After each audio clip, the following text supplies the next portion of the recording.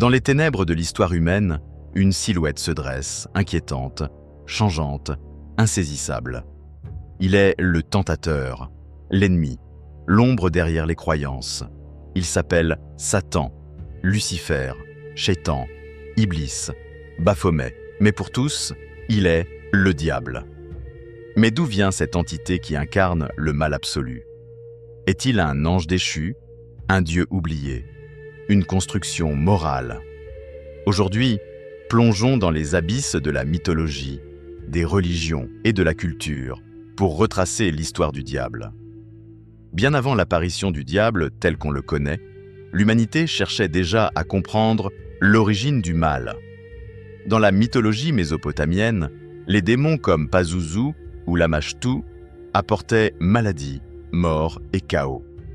Mais ils n'étaient pas le diable, simplement des esprits malfaisants. Dans le zoroastrisme, l'un des premiers dualismes religieux, le monde est divisé entre la lumière d'Ahura Mazda et les ténèbres d'Ahriman. Ahriman, destructeur et menteur, est un précurseur direct du diable. C'est un être divin corrompu, l'opposé du Dieu de bonté.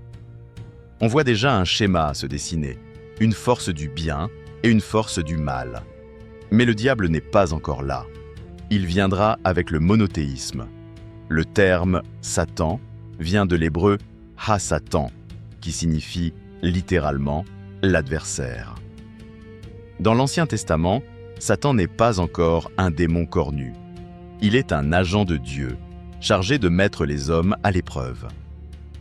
Dans le livre de Job, par exemple, c'est lui qui pousse Dieu à tester la foi de Job. Il agit sur ordre divin, presque comme un procureur céleste. Il n'est pas encore l'incarnation du mal, c'est un opposant, un provocateur. Mais les textes vont évoluer. Et c'est avec le christianisme que Satan devient le diable.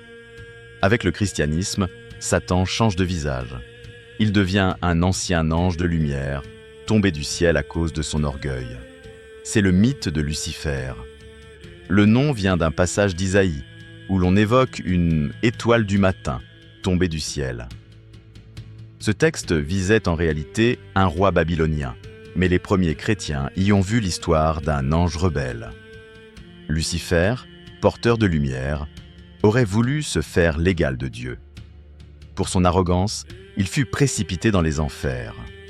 C'est là que naît la figure que nous connaissons. Le diable comme adversaire de Dieu, séducteur de l'humanité, seigneur des déchus. Le diable entre réellement en scène, avec le mythe d'Adam et Ève. Dans le jardin d'Éden, un serpent parle à Ève. Il la pousse à goûter aux fruits de l'arbre de la connaissance. C'est la première tentation. Le texte biblique ne dit pas que ce serpent est le diable, mais plus tard, les interprétations chrétiennes feront le lien. Ce serpent rusé est Satan, déguisé. Il est celui qui détourne l'humanité du plan divin. C'est là que le diable prend un nouveau rôle, corrupteur. Non seulement il est rebelle à Dieu, mais il pousse aussi les humains à désobéir. Il devient l'incarnation du péché originel. À partir du Moyen Âge, le diable devient une figure centrale de la religion et de l'imaginaire européen. Il est partout, dans les sermons, les vitraux, les sculptures des cathédrales. Il prend une apparence grotesque, cornes, sabots, queue, peau rouge. Ces attributs viennent d'anciens dieux païens, comme le dieu Pan chez les Grecs ou Cernunnos chez les Celtes.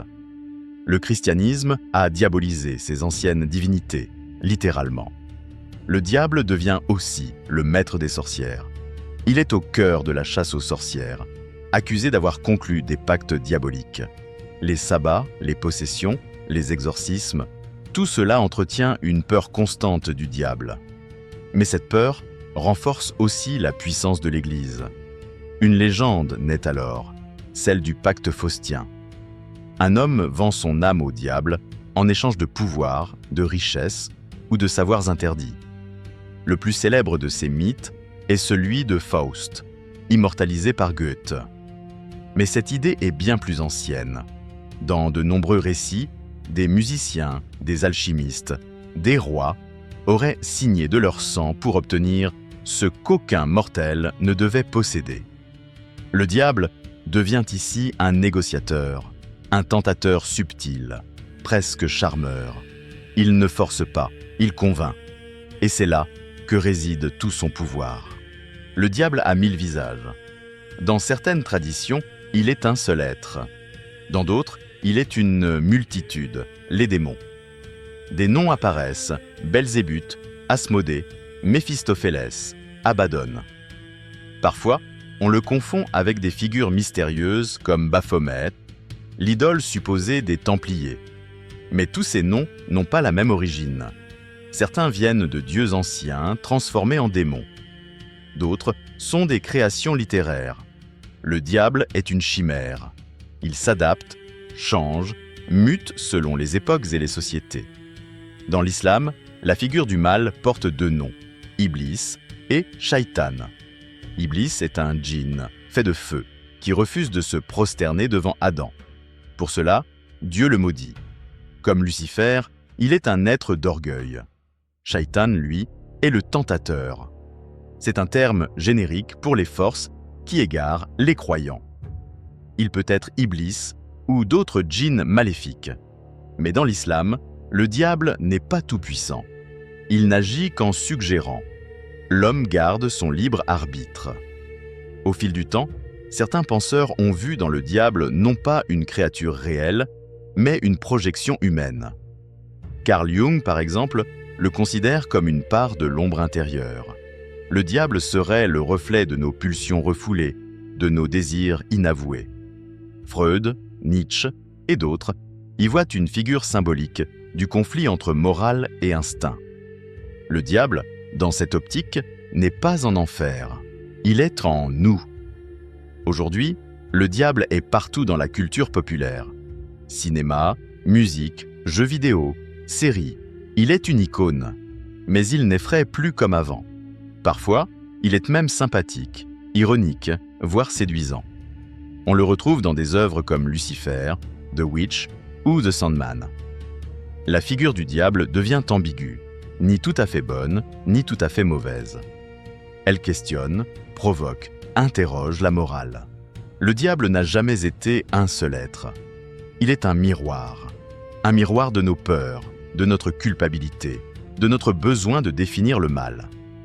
Il est né du croisement entre foi, philosophie et imagination. Tantôt ange déchu, tantôt corrupteur, tantôt simple symbole, il fascine depuis des millénaires. Et peut-être que c'est justement cela qui le rend si éternel,